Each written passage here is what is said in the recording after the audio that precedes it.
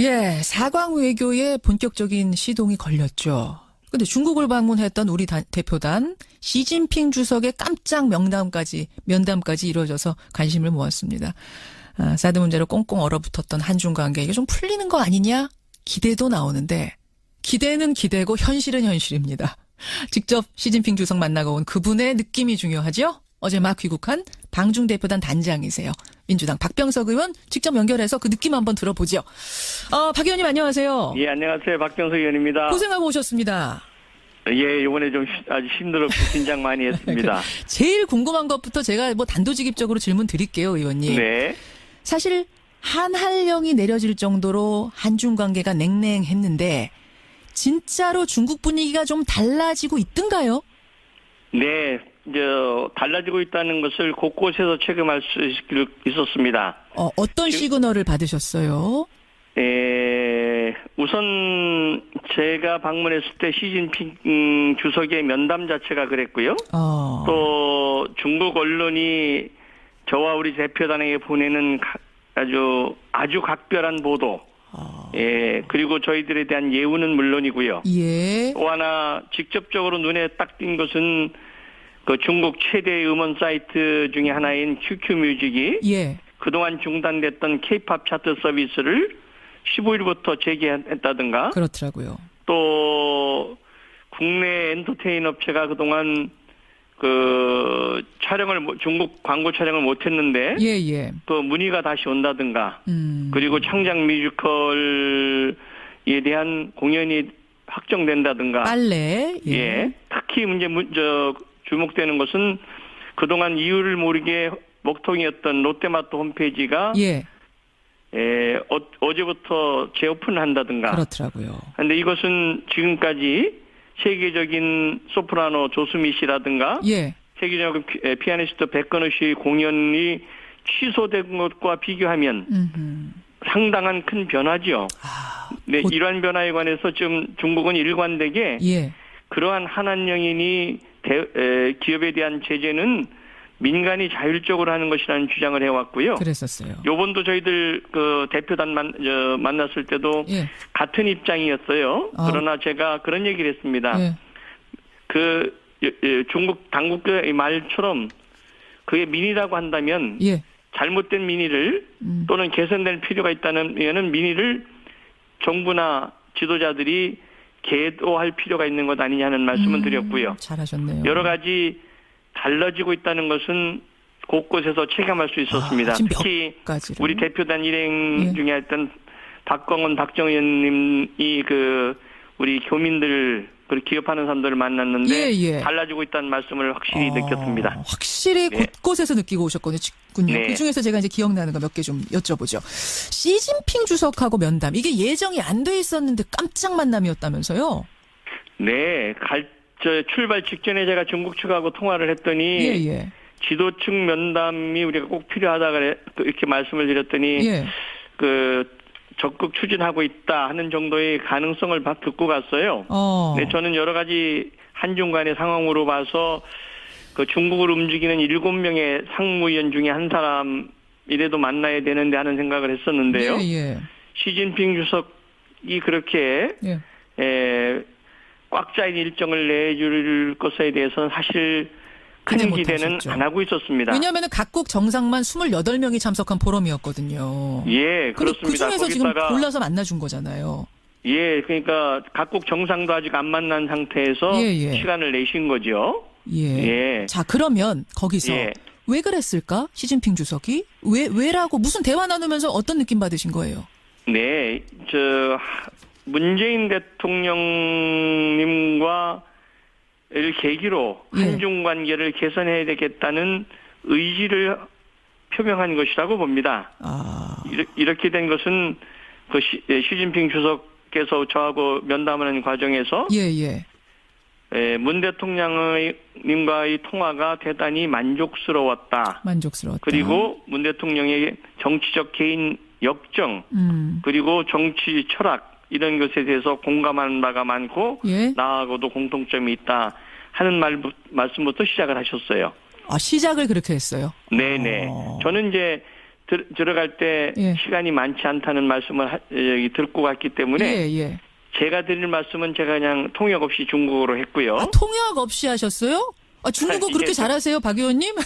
뭐 조금 합니다. 그 무슨 말씀하셨어요? 통역 없이 한 그 얘기. 대통령님께서 전하는 인사 말씀을 사전에 제가 가져갔던 인사 말씀을 중국말로 전했고요. 예, 우리 시진핑 주석께서 중국말을 그렇게 잘하냐 그렇게 말씀을 한번 하시더만요. 오, 그래요. 예. 뭐라고 전하셨습니까? 그래서 중국말로.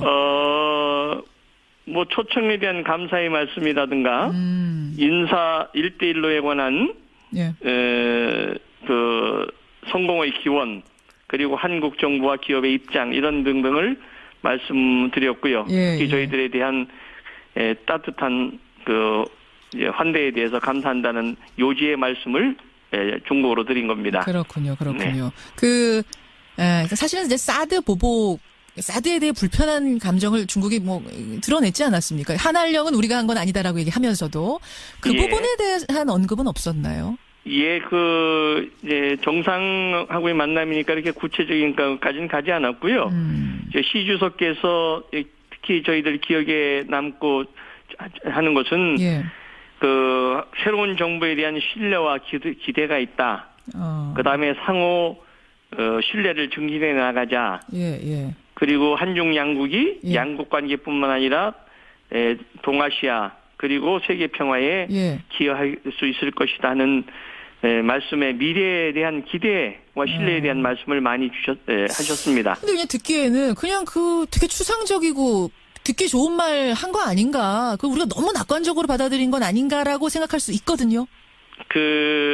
우선 말씀드렸지만은 당초 예정이 없던 것을 시간을 내서 면담했다는 자체가 자체만으로도. 큰 의미가 있는 것이고요.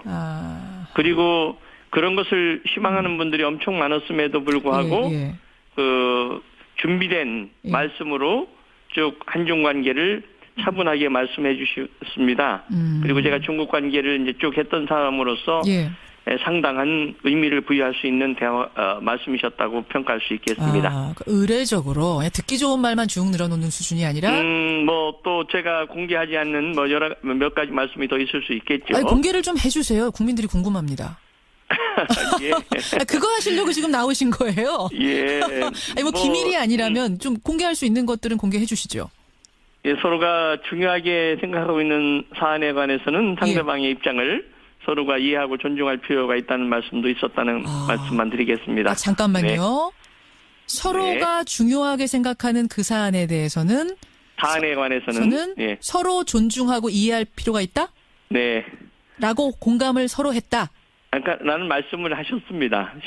시 주석이. 그럼 우리에 대해서도 이해할 수 있다는 의미네요. 그건 자신을 이해해달라는 얘기도 하지만. 상호 존중이라는 말씀에 방점이 있다고 저는 해석했습니다. 상호 존중. 이거는 상당히 의미가 있네요. 상호 존중. 그렇습니다. 사드 배치 등 모든 지금 중요한 사안들의 북핵 문제에 대해서 너희와 저희가 해석하기에는 그런 것들도 상호 존중해 가면서 논의해 가자라는 굉장히 긍정적인 의미. 정말 한 나라의 국가 원수시니까 여러 가지 포괄적인 의미를 담아서 하신 말씀이라고 해석했습니다. 상호 존중 굉장히 좋은 말입니다. 그런 이야기들을 나누셨군요. 알겠습니다. 시진핑 주석하고 그렇게 만나고 나와서 외교 담당이죠. 양재치 국무위원도 만나셨어요. 중국의 최고 외교 사령탑인 전현직 외교 사령탑 탕자슈엔이라는 분하고 현직인 양재치 국무위원을 만났습니다. 거기서는 좀 조금 더 구체적인 얘기들이 오갔나요? 실무자니까. 상당히 구체적인 얘기들을 심도 있게 논의했죠. 주로 이제 한반도 문제가 중점이 됐는데요. 중국 측 양재측 단장은 소위 중국의 담대한 한반도 3원칙, 즉 한반도의 비핵화, 한반도의 안정과 평화, 대화 협상이라는 원칙을 말씀하셨고요. 저는 두 가지를 강조를 드렸습니다. 어떤 겁니까? 하나는 어떠한 경우도 한반도에서는 전쟁이 일어나서 안 된다. 그리고 한국 정부가 없는 예. 한반도의 논의와 결정은 있을 수 없다. 우리나라 배제하고 열강들끼리 수군수군 되지 말아라. 쉽게 말하면 그런 거군요. 그렇습니다. 코리아 패싱에 대해서 예. 한반도의 미래를 미중 양국이 한국과 충분한 협의와 예. 동의 없이 하지 말아라 하는 거기에 말씀을 대한 답변이 나왔습니까? 명확하게? 그렇게 하는 예. 겁니까? 한국과 긴밀히 협의하겠다. 협의하겠다. 그래서 제가 확실하게 그 말씀은 대통령께 전하겠습니다 해서 못을 박았습니다. 네, 아유 잘하셨네요. 그렇게 해서 예. 양재츠 외교담당 국무위원도 만나셨고 박병석 의원 지금 만나고 있습니다. 박 의원님. 네. 그나저나 지금 시간이 별로 없지만 제가 한 가지는 좀 여쭙고 가야겠어요. 예. 선거 과정에서 국민의 나라 위원회 위원장 맡으셨죠? 네. 역할을 잘 모르는 분들이 많으세요. 뭐 하는 겁니까 이건? 이제 끝났으니까 조금 말씀드릴 수 있을지 모르겠습니다. 예. 집권 100일 초기 단계의 플랜과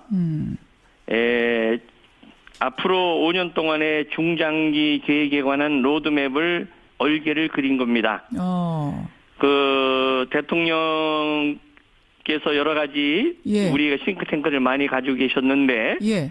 거기에 관해서 각종 의견을 취합해서 대통령님의 선거 공약 그다음 후보로서의 말씀을 기반으로 해서 그런 플랜을 짠 겁니다. 사실상 로드맵을 짠 인수위 같은 역할을 한 거네요. 글쎄요. 그렇게 표현하자면 예. 인수위 사전팀이라고 그럴까요? 그래요.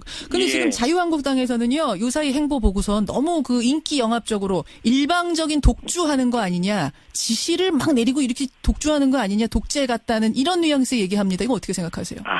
전혀 그렇지 않습니다. 문재인 대통령 님의 개인적인 우선 그 성향이 그런 독주의 성향이 아니고요. 독주 아니다. 그리고 충분히 국회를 존중하고 야당을 존중하겠다는 입장이 있기 때문에 예. 너무 걱정하지 마시라는 말씀을 제가 드릴 수 있겠습니다. 자유한국당에 그렇게 전하는 것으로 오늘 인사 나누죠. 고맙습니다, 박 의원님. 네. 중국을 다녀왔습니다. 민주당 박병석 의원이었습니다.